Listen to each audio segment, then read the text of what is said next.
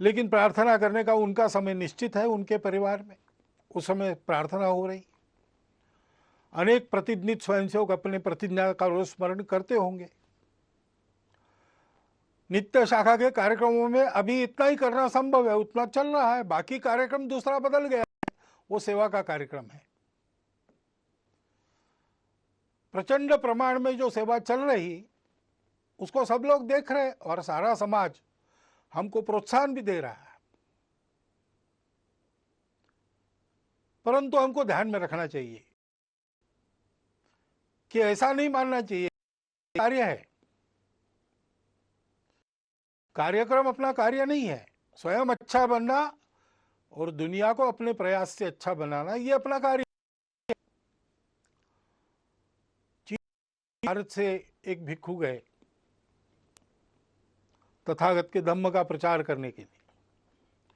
कुछ वर्ष वहां काम करने के बाद उनको ऐसा लगा कि तथागत का एक चरित्र लिखा जाए चीनी भाषा में, वहां के जनता के लाभ के लिए। तो लिखकर तो तैयार हो गया, लेकिन उसको छापना है। तो वहां उनके जो संपर्क थे उन सब लोगों से वो मिले, उनसे धन इकट्ठा किया, बताया तथागत का चरित्र उससे छापेंगे। और सारा धन इकट्ठा होने के बाद छापने के लिए छापखाने में वो हस्तलिपि देना कल देनी है, तो आज रात में एक बड़ा भूचाल आ गया और बहुत से देहात, बहुत से शहर तहस नहस हो गए। तुरंत सेवा कार्य में सब लोग लग गए। तो पुस्तक के लिए जो धन लाया था उसका स्वाभाविक उपयोग लोगों की राहत के लिए हो गया, वो धन समाप्त हो गया।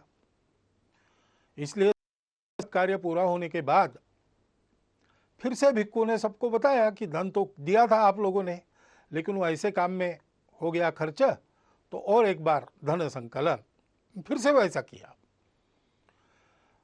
फिर जब छापखाने में जाना था उसके पहले कुछ दिन एक बड़ी बाढ़ आ गई, फिर से राहत कार्य करना पड़ा, सारा संकलित धन उसमें व्यय हो गया।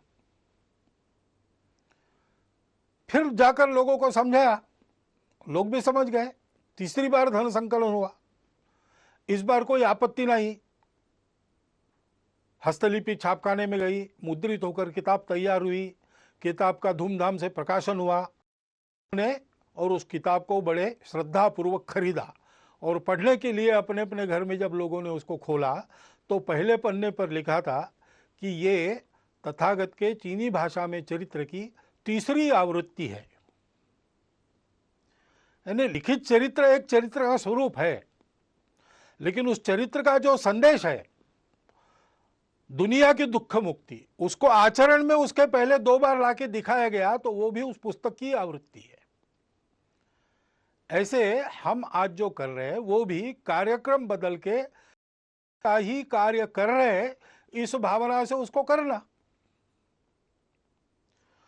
तो स्वाभाविक केवल संघ के लोगों के लिए नहीं, सभी के लिए कुछ बातें स्पष्ट हो जाती है। एक तो हम ये सेवा क्यों कर रहे हैं, उसकी प्रेरणा हमारी स्वार्थ की नहीं है, अपने अहंकार की तृप्ति या अपनी कीर्ति प्रसिद्धि के लिए ये नहीं। जो लोग सहयोगी बनना चाहते हो उनको जानकारी हो इसलिए कुछ प्रसिद्ध करना पड़ता है। अपने कार्य की रचना में हम सबको सविस्तार वृत्त ठीक ठीक पता चले इसलिए उसको प्रकाशित करना पड़ता है। लोगों को प्रेरणा मिले इसलिए भी ऐसे कार्य में आने वाले अनुभवों का लेखन प्रकाशन करना पड़ता है। परंतु अपना डंका बजाने के लिए हम ये काम नहीं कर रहे।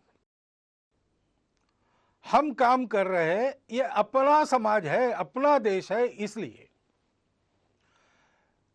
इस स्वार्थ, भय, मजबूरी, प्रतिक्रिया या अहंकार, इन सब बातों से रहित आत्मीय वृत्ति का परिपाक है ये सेवा। और इसलिए इस सेवा में हम लोगों को निरंतर लगना है, निरहंकार वृत्ति से लगना है, श्रेय दूसरों को देना है। और अभी ये जो विशिष्ट आपत्ति है उसमें जो सेवा करनी है उसमें लोगों का प्रबोधन भी करना पड़ता है, कई बातें बतानी पड़ती है। तो बताने का परिणाम तभी होता है जब हम उसका पालन करते हैं। और इसलिए कोरोना की महामारी के समय में अपने स्वास्थ्य को सुरक्षित रखने के जो जो नियम विहित है और हम लोगों को बताने वाले हैं, उन सबका पालन पहले अपने को करना है। वो पालन करते हुए भी करना है। घर के बाहर निकलना, लेकिन नियम बना है कि उसके लिए अनुमति चाहिए। लॉकडाउन है तो अनुमति पूर्वक ही काम करना, फिजिकल डिस्टेंस रखना है, अंतर रखना है, वो अंतर रखकर काम करना पड़ेगा। छोटी छोटी बातों में भी सहज रहकर स्वयं उसके पालन का उदाहरण बनकर हमको लोगों को बताना है।